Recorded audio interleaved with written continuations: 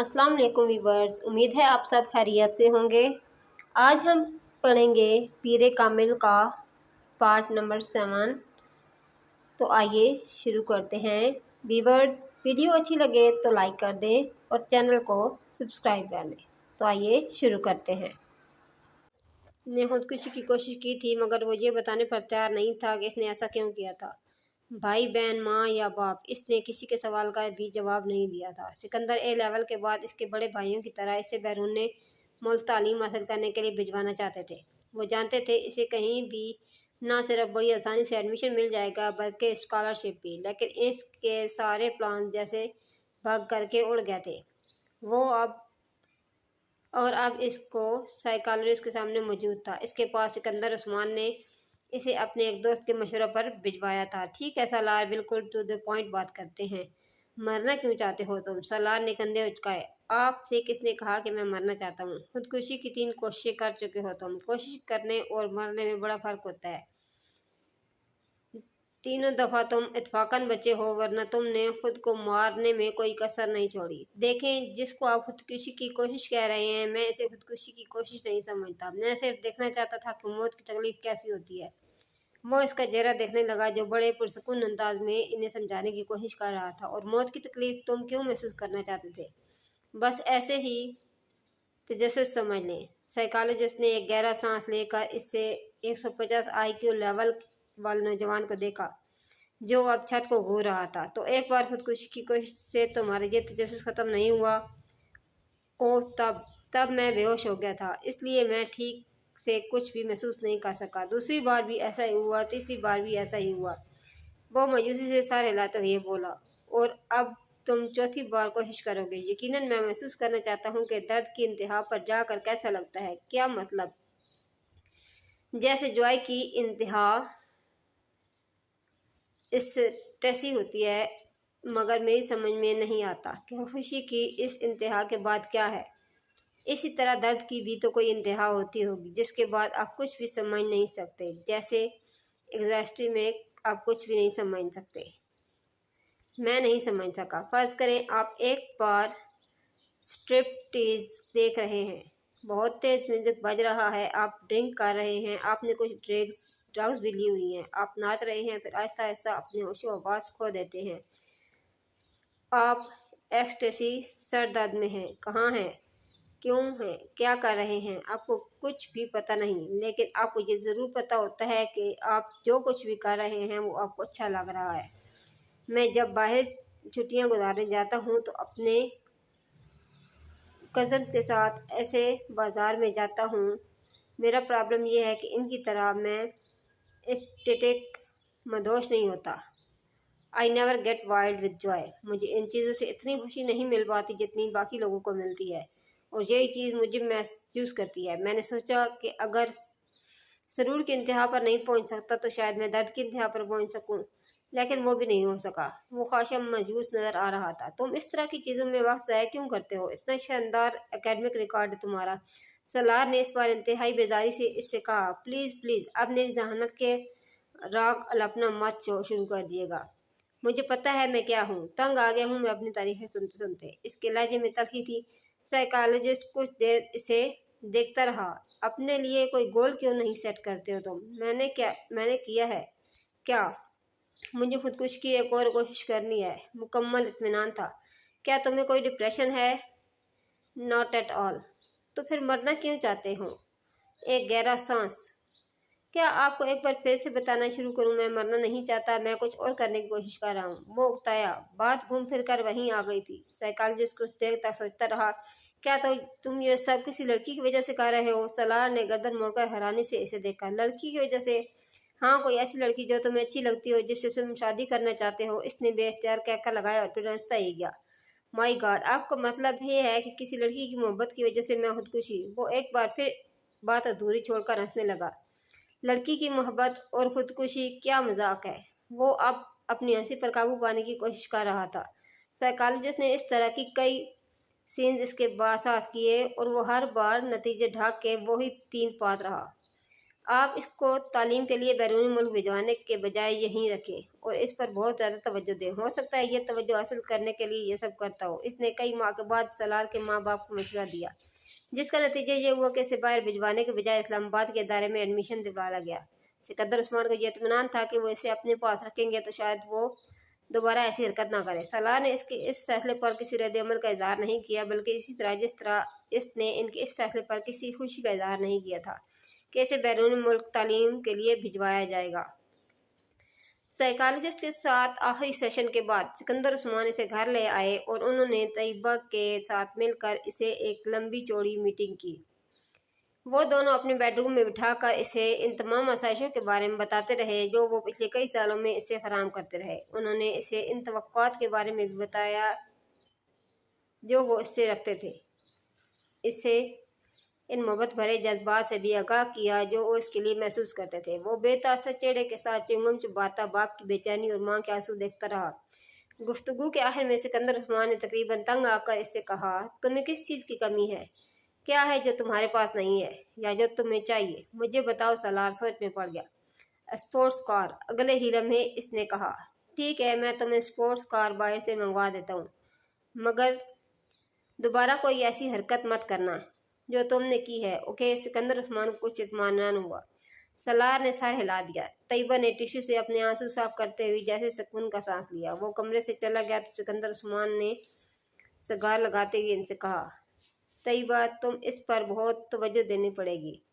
اپنی ایکٹیویٹیز کچھ کم کرو اور کوشش کرو کہ اس کے ساتھ روزانہ کچھ وقت گزار سکو۔ طیبہ نے سر ہلایا۔ وسیم نے امامہ کو دور سے ہی لان میں بیٹھے دیکھ لیا۔ وہ کانوں میں ہیڈ فون لگائے واک مین پر کچھ سن رہی تھی۔ وسیم دبے قدموں اس کی پشت کی جانب سے اس کے عقب میں گیا اور اس کے پاس جا کر اس نے یکدم امامہ کے کانوں سے ہیڈ فون کے تار کھینچ لیے۔ امامہ نے برق رفتاری سے واک مین کا اسٹاپ کو بٹن دبایا تھا۔ کیا سنا جا رہا ہے یا اکیلے بیٹھے؟ وسیم نے بلند آواز میں کہتے ہوئے ہیڈ فون کو اپنے کانوں میں ٹھونس لیا، مگر تب تک امامہ کیسٹ بند کر چکی تھی۔ کرسی سے اٹھ کر کھڑے ہو کر اس نے ہیڈ فون کو اپنی طرف کھینچتے ہوئے وسیم سے کہا، بدتمیزی کی بھی کوئی حد ہوتی ہے وسیم، بیہیو یور سیلف۔ اس کا چہرہ غصے سے سرخ ہو رہا تھا۔ وسیم نے ہیڈ فونز کی سروس کو نہیں چھوڑا۔ امامہ کے غصے کا اس پر کوئی اثر نہیں ہوا۔ میں سننا چاہتا ہوں کہ تم کیا سن رہی تھی؟ اس میں بدتمیزی والی کیا بات ہے؟ کیسٹ کو آن کرو۔ امامہ نے کچھ جھنجھلاتے ہوئے ہیڈ فون کو واک مین سے الگ کر دیا۔ میں تمہارے سننے کے لیے واک مین لے کر یہاں نہیں بیٹھی، دفع ہو جاؤ یہ ہیڈ فون لے کر۔ وہ ایک بار پھر اپنی کرسی پر بیٹھ گئی۔ اس نے واک مین کو بڑی مضبوطی کے ساتھ اپنے ہاتھوں میں جکڑا ہوا تھا۔ وسیم کو لگا جیسے وہ کچھ گھبرائی ہوئی ہے، مگر وہ گھبرائے گی کیوں؟ وسیم نے سوچا اور اس خیال کو ذہن سے جھٹکتے ہوئے سامنے والی کرسی پر جا کر بیٹھ گیا۔ ہیڈ فون کو اس نے میز پر رکھ دیا۔ یہ لو، اپنا غصہ ختم کرو، واپس کر رہا ہوں، تم سنو جو بھی سن رہی ہو۔ اس نے بڑے صلح جویانہ انداز میں ہاتھ اٹھاتے ہوئے کہا، نہیں، اب مجھے کچھ نہیں سننا، تم ہیڈ فون رکھو اپنے پاس۔ امامہ نے ہیڈ فون کی طرف ہاتھ نہیں بڑھایا۔ ویسے تم سن کیا رہی تھی؟ کیا سنا جا سکتا ہے؟ امامہ نے اسی کے انداز میں کہا، غزلیں سن رہی ہوگی۔ وسیم نے خیال ظاہر کیا، تمہیں پتہ ہے وسیم، تم میں بہت ساری عادتیں بوڑھی عورتوں والی ہیں، مثلاً بال کھال اتارنا اور دوسری کی جاسوسی کرتے پھرنا اور شرمندہ بھی نہ ہونا۔ اور تمہیں پتہ ہے تم آہستہ آہستہ کتنی خودغرض ہوتی جا رہی ہو۔ وسیم نے ترکی بترکی جواب دیتے ہوئے کہا۔ امامہ نے اس کی بات پر برا نہ مانا۔ اچھا، تمہیں پتہ چل گیا کہ میں خود غرض ہوں؟ اس بار اس نے مسکراتے ہوئے کہا، حالانکہ تم جتنے بے وقوف ہو، میں یہ سوچ بھی نہیں سکتی تھی کہ یہ نتیجہ اخذ کر لو گے۔ تم اگر مجھے شرمندہ کرنے کی کوشش کر رہی ہو تو مت کرو، میں شرمندہ نہیں ہوں گا۔ وسیم نے ڈٹائی کا مظاہرہ کرتے ہوئے کہا، پھر بھی ایسے کاموں کی کوشش تو ہر ایک پر فرض ہوتی ہے۔ آج تمہاری زبان کچھ زیادہ نہیں چل رہی۔ وسیم نے اسے غور سے دیکھتے ہوئے کہا، ہو سکتا ہے نہیں، ایسا ہی ہے، چلو اچھا ہے۔ وہ چپ شاہکار روزہ تو توڑ دیا تم نے جو اسلام آباد آنے پر تم رکھ لیتی ہو۔ امامہ نے غور سے وسیم کو دیکھا، کون سا چپ شاہ کا روزہ؟ تم جب سے لاہور گئی ہو خاصی بدل گئی ہو۔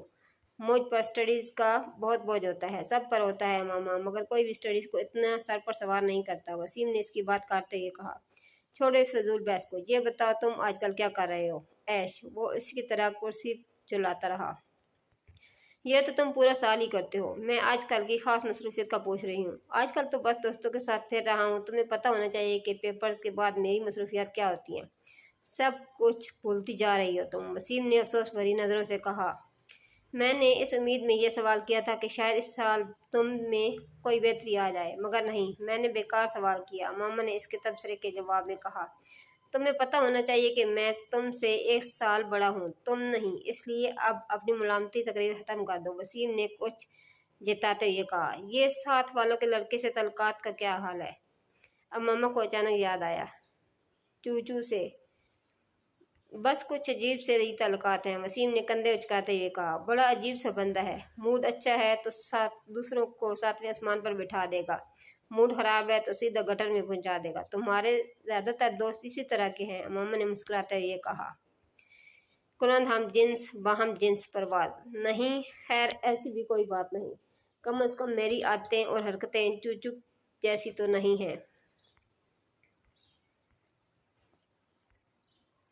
وہ تو باہر جانے والا تھا نا، ماما کو اچانک یاد آیا۔ ہاں جانا تو تھا، مگر پتہ نہیں، میرا خیال ہے اس کے پیرنٹس نہیں بھجوا رہے۔ حلیہ بڑا عجیب سا ہوتا ہے اس کا، مجھے بعض دفعہ لگتا ہے پیسوں کے کسی قبیلے سے نہ کسی طرح اس کا تعلق ہوگا یا آئندہ ہو جائے گا۔ تم نے دیکھا ہے اسے؟ کل میں باہر سے آ رہی تو دیکھا تھا، وہ بھی اس وقت باہر نکل رہا تھا، کوئی لڑکی بھی تھی ساتھ۔ لڑکی؟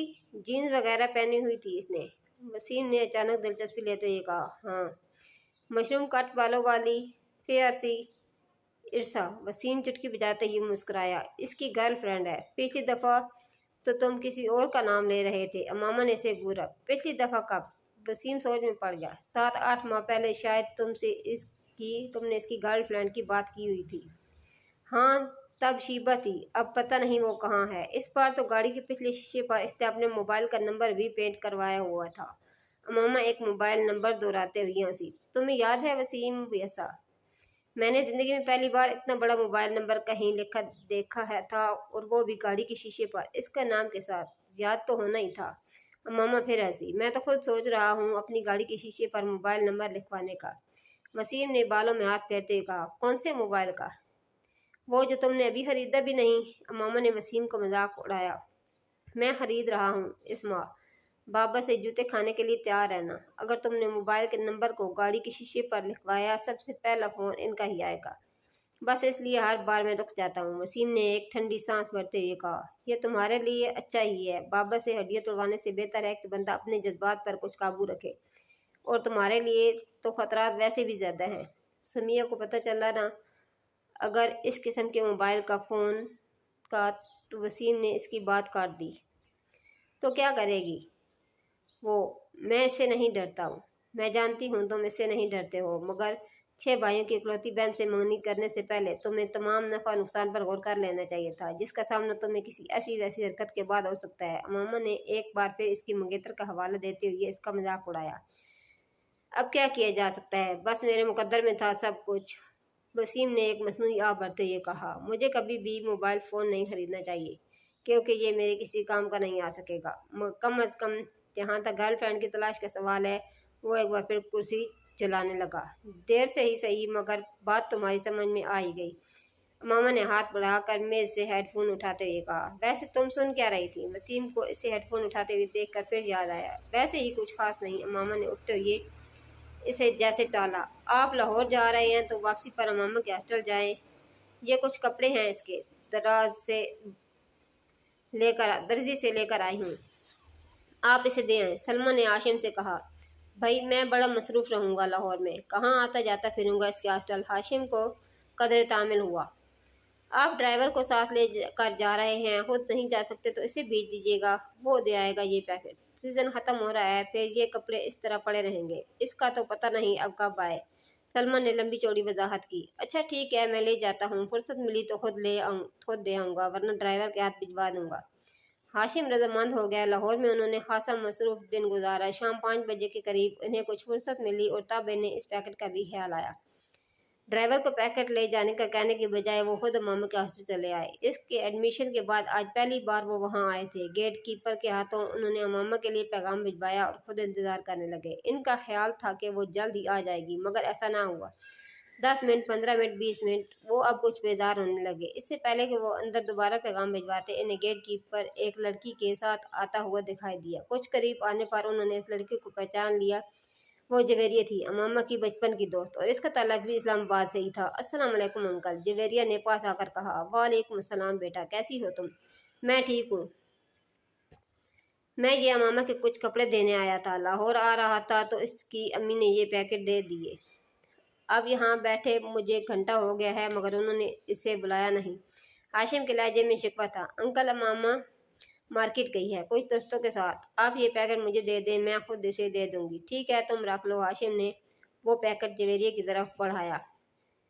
रस्मी अलग से के बाद वो वापस मुड़ गए। जवेरिया भी ये पैकेट पकड़कर हॉस्टल की तरफ चली गई, मगर इसके चेहरे पर मौजूद मुस्कुराहट गायब हो चुकी थी। कोई भी इस वक्त इसके चेहरे पर परेशानी को वाज़ेह तौर पर बांध सकता था।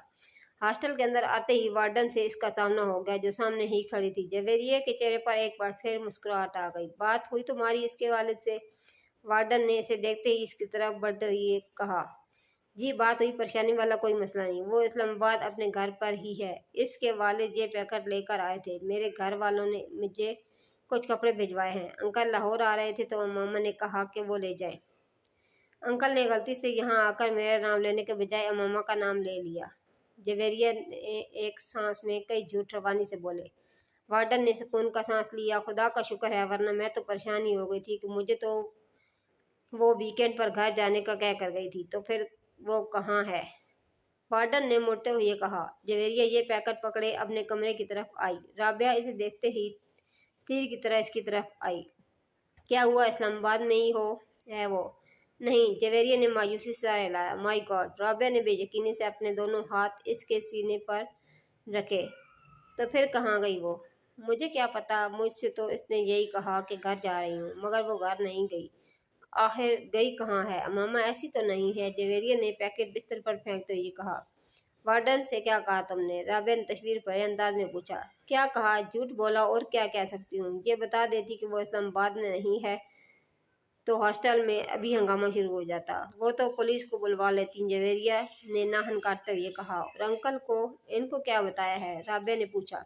इनसे भी झूठ बोला है, यही कहा है कि वो मार्केट गई है। मगर अब होगा क्या? राबिया ने परेशानी के आलम में कहा। मुझे तो ये फिक्र हो रही है कि अगर वो वापस ना आई तो मैं तो बुरी तरह पकड़ी जाऊंगी। शायद यही समझेंगे कि मुझे इसके प्रोग्राम को पता था, इसलिए मैंने वार्डन और इसके घर वालों से सब कुछ छुपाया। जवेरिया की परेशानी बढ़ती जा रही थी। कहीं मामा कोई हादसा ही पेश ना आ गया हो, वरना ऐसी लड़की तो नहीं कि इस तरह। राबिया को अचानक एक खदशे ने सताया। मगर अब हम क्या करें? हम तो किसी से इसके सारे मामले को डिस्कस भी नहीं कर सकते, जवेरिया ने नाहन कतरते हुए कहा। जैनब से बात करें, राबिया ने कहा। फॉर से राबिया, कभी तो अकल से काम लिया करो। इससे क्या बात करेंगे हम? जवेरिया ने झुंझला कर कहा। तो फिर इंतज़ार करते हैं, हो सकता है वो आज रात तक या कल तक आ जाए। अगर आ गई तो फिर कोई मसला नहीं रहेगा, और अगर ना आई तो फिर हम वार्डन को सब कुछ सच सच बता देंगे।